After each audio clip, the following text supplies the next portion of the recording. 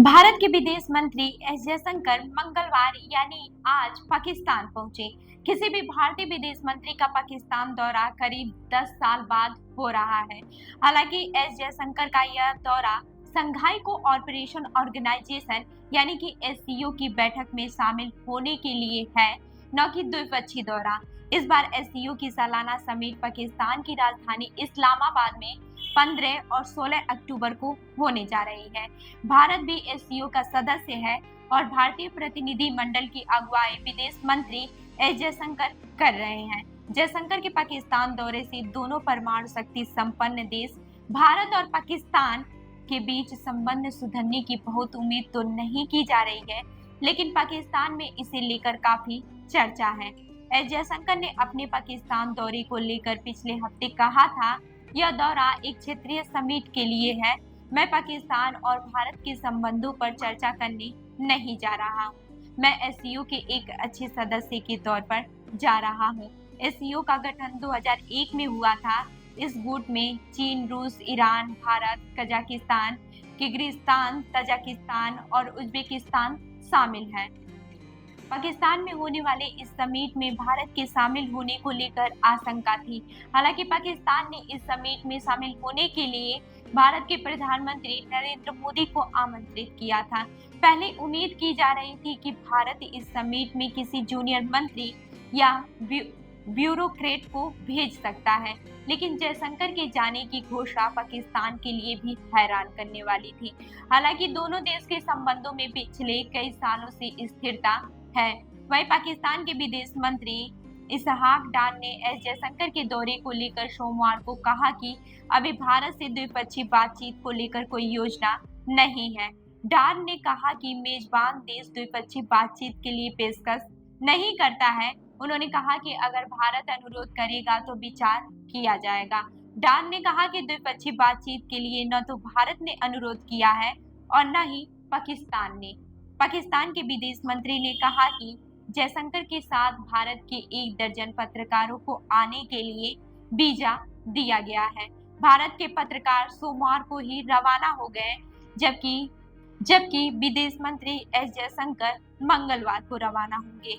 वहीं जयशंकर से सोमवार दोपहर बाद दिल्ली में पत्रकारों ने पूछा कि वह पाकिस्तान कब रवाना हो रहे हैं, तो उन्होंने कहा कि अब भी 24 घंटे हैं। पाकिस्तान के न्यूज चैनल 24 न्यूज से पाकिस्तान की पूर्व विदेश मंत्री हिना रब्बानी खर ने जयशंकर के पाकिस्तान दौरे को भारत के लिए स्मार्ट मूव बताया है। हिना रब्बानी खर ने कहा कि भारत ने किसी ब्यूरोक्रेट को न भेजकर एस जयशंकर को भेजने का फैसला किया और मेरा मानना है कि यह उनका स्मार्ट मूव है।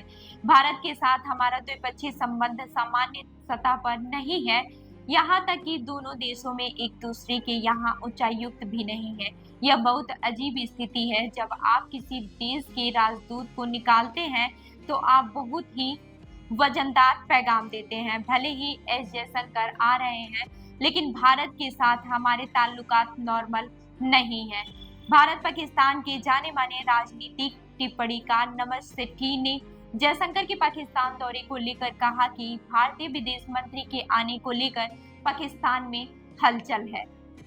पाकिस्तान के जाने माने राजनीतिक टिप्पणीकार नजम सेठी ने जयशंकर के पाकिस्तान दौरे को लेकर कहा कि भारतीय विदेश मंत्री के आने को लेकर पाकिस्तान में हलचल है।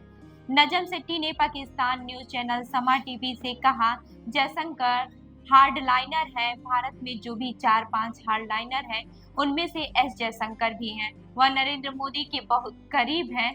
जयशंकर स्पष्ट कर रहे हैं कि कश्मीर पर कोई बातचीत नहीं होगी।